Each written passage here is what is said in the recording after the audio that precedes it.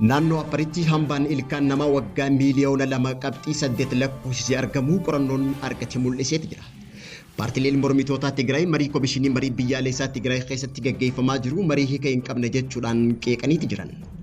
Pireezidaantiin Ameerikaa Doonaald Tiraamp fi pireezidaantiin Raashiyaa Vilaadimir Puutiin dhimma waraana Raashiyaa fi Yuukireen irratti marii taasisuuf Alaaskaa galaniiti jiru. Kunneen hangafoota oduutii amma bal'ina oduu isinitti himna. Naannoo Afar bakka qorannoon arkeoloojii leedii garaaruu ja'amutti hambaan ilkaan shanyii ilma namaa Australopithecus ja'amu kan waggaa miiliyoona 2.8 lakkoofsisee argameeti jira.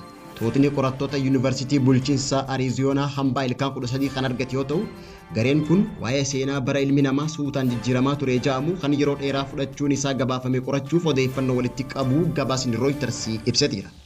Hambaawwan ilkee namaa 13 kun kan argaman bakka kanaan dura hambaan lafee namaa itti argametti yoo ta'u, kanaan dura naannoo kanatti kan argaman hambaa lafee ilma namaa yookaan Australopithecus yookaan Homo ta'uu adda waan hin baaneef maqaan akka hin argannes ibseeti jira.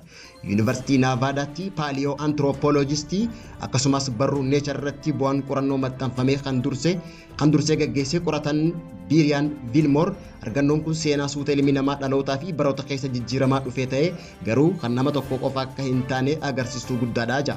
Seenaan jijjiirama suuta ilmi namaa keessa dabre kun akkuma lubbu qabeeyyii kaanii kan ta'e yeroo garagaraatti seenaa sanyiiwwan adda addaa kan hammatuu fi hedduun isaanii bara tokko jiraatanii dabruu ibseeti jira. Komishiniin marii biyyaalessaa Itoophiyaa hooggantoota bulchiinsa yeroo paartilee siyaasaa jaarmiyaalee lammummaa Itoophiyaa qabanii fi miseensota dippiloomaasii uummata Tigraay waliin marii biyyaalessaa taasisuu beeksiseeti ture.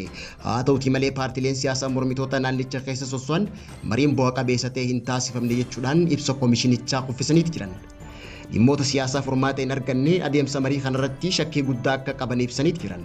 Hooggantoonni paartii bilisummaa Tigraay fi Saalsaay Wayyaanee Tigraay paartilee waliin marii hiika qabu akka hin taasifamnee fi bulchiinsi yeroo adeemsa keessa Tigraay bakka bu'uu hin danda'u jechuudhaan bulchiinsa aangorra jirus mormaniiti jiran.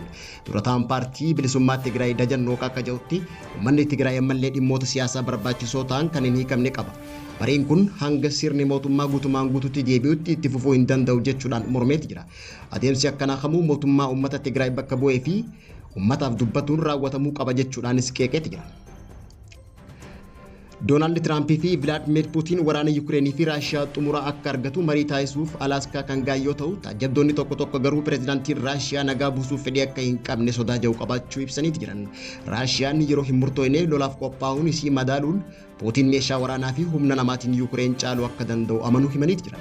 Akka qondaalli basaasa Ameerikaa duraanii tokko jedhutti taphoota waraanaa 10 hedduu irratti hirmaadheen wallabdeen kun Yuukireen waliin waan wal fakkaatu wal fakkeessee fi humnoonni Ameerikaa yookaan neetoo dhumarratti jidduu seenaniiti jiru ja'a. Gareen diimaan yookaan humnoota Raashiyaa garee xiinxaltoota Raashiyaa hawaasa basaasaa hundarraa dhufan yeroon hoogganu anii fi waayilankoo yeroo pireezidaantiin Raashiyaa fi waraana isaa madaallu gareen biluu yookaan humnoota Ameerikaa neetoo irratti duula keenya jalqabnee jira jechuudhaan xiinxala isaa dhiyeesseeti jira. Torbaan dabre pireezidaantiin Ameerikaa Doonaald Tiraamp eega Zelenskii waliin marii taasise nagaa buusuu fedhii kan hin qabne Puutiin ta'uu miidiyaa isaa sooshaal tirasii irratti katabeeti ture. Ibsa Tiraampii kana hordofuun Puutiin mariin Tiraampii fi Zelenskiin taasisan dhimma waraana dhaabuutii miti jechuudhaan ibseeti jira.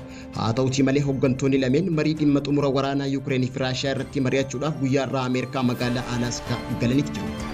Egaan hordoftootaa fi daawwattoota lammii miidiyaa irraa oduu yeroo kanaaf qabannee dhiyaanne kanan gammaatti hordofaa turtanii oduu biraatti nan godhatti deebinu turtii gaarii.